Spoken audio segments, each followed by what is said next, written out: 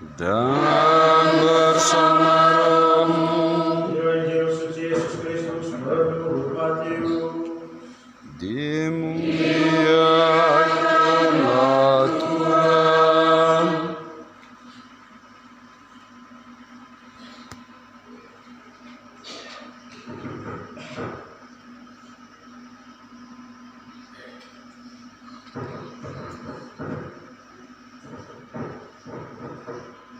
Baik, channel longgar. Sekali peristiwa ketika Yohanes Pembaptis kepada murid-muridnya dan berseru, "Bertobatlah sebab kerajaan surga sudah dekat." Sesungguhnya dialah yang dimaksudkan Nabi Yesaya ketika Nabi itu berkata, "Ada suara orang yang berseru di padang gurun, persiapkanlah jalan untuk Tuhan, luruskanlah jalan baginya." Yohanes itu memakai jubah berunta dan ikat pinggang kulit, makanannya belalang dan madu hutan. Maka datanglah kepadanya penduduk dari Yerusalem, dari seluruh Yudea dan dari seluruh daerah sekitar Yordan, dan sambil mengakui dosanya, mereka dibaptis oleh Yohanes di sungai Yordan. Tetapi waktu melihat banyak orang Farisi dan orang Saduki datang untuk dibaptis, berkata Yohanes Pembaptis kepada mereka, "Hai kamu, keturunan ulat beludak, siapakah yang mengatakan kepada kamu bahwa kamu dapat lulus dari muka yang akan datang? Maka hasilkanlah buah yang sesuai dengan pertobatan, dan jangan lalu bilang bahwa kamu dapat berkata dalam hatimu, kami adalah anak Abraham. Sebab aku berkata kepadamu, dari batu-batu ini pun Allah dapat menjadikan anak-anak bagi Abraham. Apa sudah tersedia pada akar pohon, dan setiap pohon yang tidak menghasilkan buah yang baik pasti ditebang dan dibuang ke dalam api." Demikianlah sabda Tuhan. Terpujilah Kristus.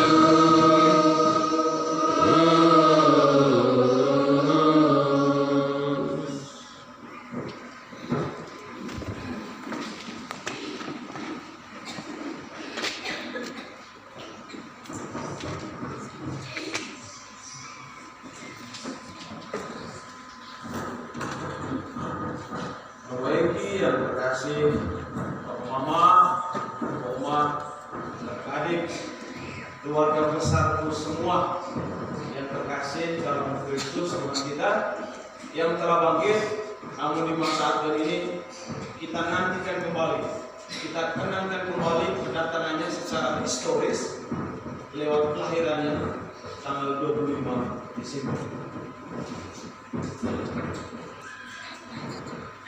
Saya bersyukur sekali bahwa Tuhan menjawab doa saya.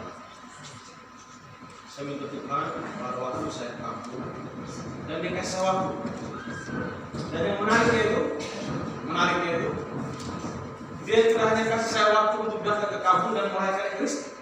Dua sakramen saya buat di sini. Saya rayakan sakramen Ekaristi dan juga saya rayakan sakramen pengakuan.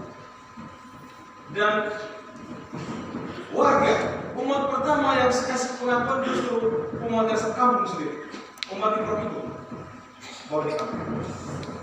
Itu untuk saya satu karunia, rahmat yang luar biasa, sehingga membangkitkan dalam diri saya itu satu rasa bangga yang suci, rasa bangga yang suci.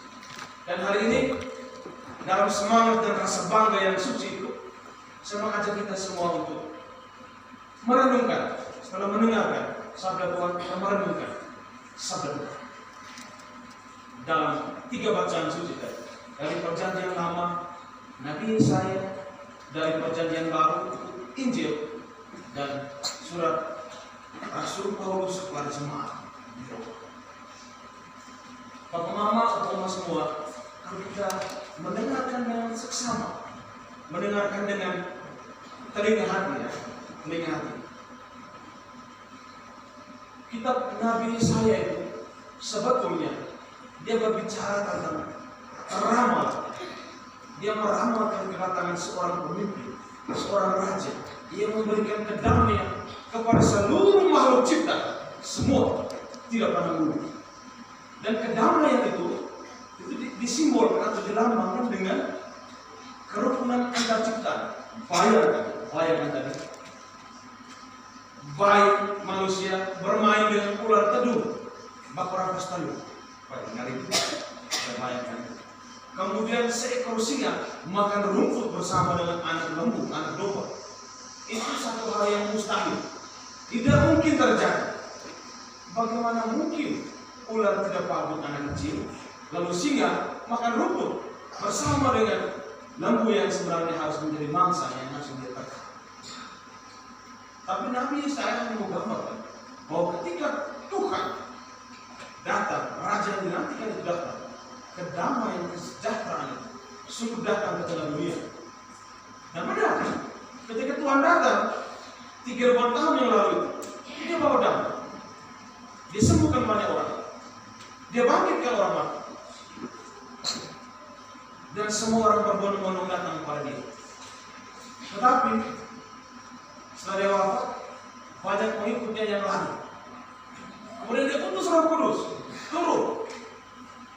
Pengikutnya banyak lagi. Mukjizat-mukjizat terjadi. Tetapi 2000-3000 tahun setelah itu, murid-muridnya, kita semua kembali menjadi orang-orang yang tidak suka damai, tidak cinta damai. Dan momen ini momen Adventus, momen penantian, momen ketika Yohanes Pembaptis serukan pertobatan. Dia minta kita untuk bertobat. Dia minta kita untuk sebelum menyambut sang Raja Damai itu, lebih dulu kita ciptakan rasa damai dalam hati kita. Kita ciptakan kerukunan di antara kita yang kecil-kecil, yang sederhana-sederhana. Buat baik satu sama lain, mencintai satu sama lain. Oke lah, sebagai manusia ya, kita bisa tersinggung, kita bisa marah. Kita bisa buat apa saja untuk mengungkapkan kekecewaan hati kita kepada siapa saja. Itu hak kita. Tetapi sebagai orang beriman, Tuhan bertanya pada kita, engkau siap tidak terima saya dalam keadaan batin yang tidak damai, kacau balau, orang-orang hidup pikuk. Engkau siap tidak? Maka supaya siap, kita siap banget. Kita mengerti dosa, kita siap karena tadi dia. Dan kenyataan itu, damai itu harus menjadi sesuatu yang sungguh terjadi dalam kehidupan kita. Kemudian dalam suratnya kepada umat di Roma, Rasul Paulus menekankan sahabat, kalau kita buat segala sesuatu dalam nama Tuhan, apapun itu bisa kita buat. Kalau kita buat dalam nama Tuhan, kita hadirkan Tuhan, semuanya bisa kita buat. Termasuk menciptakan kedamaian dan kerukunan, kedamaian batin di dalam diri dan kedamaian sikap fisik di luar kesempurnaan. Kalau singa saja bisa makan rumput karena kuasa Allah, kenapa kita tidak bisa sejahtera dalam nama Tuhan? Tidak bisa rukun dalam nama Tuhan? Kenapa? Masih bisa. Dan anten kedua ini berguna menyadarkan kita.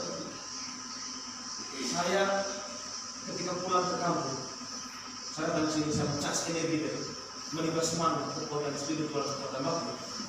Sekaligus saya mau supaya ketika saya lihat sebuah kampung halaman, saya pulang berkarya di tempat tugas saya lihat umat saya di sana. Saya ingat kamu semua di sini, Bapak, Mama semua. Bahwa ketika saya bangun, saya melayani umat di paroki saya nanti di Monoi.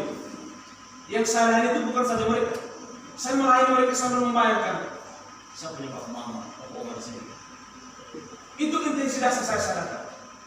Saya mau supaya nikmatnya kampung saya itu juga bisa dialami, saya alami di tempat lain. Saya mau supaya apa yang saya buat di tempat lain itu dengan ketulusan yang sama ketika saya buat di kampung halaman saya. Dan saya yakin ketika Tuhan menyertai saya, semuanya boleh berjalan dengan baik. Dan ketika Tuhan juga menyertai seluruh orang-orang di kampung saya, semua rencana, harapan, doa kita di kampung ini demi tumbuh kembangnya kampung ini boleh berjalan. Itulah juga yang dibuat oleh oleh Yohanes Pembaptis. Dia itu dikenal sebagai orang yang sederhana dalam hidup. kemudian memperjuangkan kebenaran serta mengandalkan Tuhan dengan sepenuhnya. Kenapa dia hidup sederhana? Kenapa dia hanya meninggalkan kulit, hanya makan madu dan kelapa? Kenapa? Dia menunjukkan bahwa walaupun saya sederhana, kalau ada Tuhan di dalam saya dan bersama saya bisa hidup. Dan tidak ada hidup. Dan untuk menunjukkan rasa terima kasihnya atas penyertaan Tuhan yang sungguh dalam hidup dia menjadi orang yang tidak hanya sederhana, memperjuangkan kebenaran. Dia pegang prinsip. Kalau orang Farisi, kalau orang tidak benar, mau saya tidak punya apa-apa, saya miskin, saya tidak dianggap orang lain, tapi yang namanya kau yang tidak benar itu, saya omong di depan Tuhan, saya tidak mau tahu. Itu prinsipnya Yohanes Pembaptis. Dia menjadi orang yang memperjuangkan kesederhanaan, tapi juga prinsip hidup dan kebenaran. Kemudian kita sebagai umat Kristus, orang di kampung, mundi ini, juga menjadi orang-orang yang kalaupun sederhana kita mengandalkan Tuhan, dan kalaupun tidak punya apa-apa, kita tetap memperjuangkan kebenaran. Saya yakin bahwa ketika kita memperjuangkan kebenaran dalam nama Tuhan, berkat Tuhan itu datang untuk kita lewat siapa saja. Bisa lewat pastor yang datang dengan ide-ide yang kreatif membangun kampung kita, atau bisa lewat orang-orang muda, adik-adik mereka ini yang nanti tumbuh dan berkembang, pulang sekolah, datang ke sini dan bangun kampung ini. Itu berkat yang kita tanam sejak saat ini dengan segala kebahagiaan kita dan dengan mengalir. Semoga hari ini kita ditemukan untuk sungguh mengandalkan Tuhan sambil mempersiapkan banyak kebaikan untuk tumbuh kembangnya kampung kita. Semoga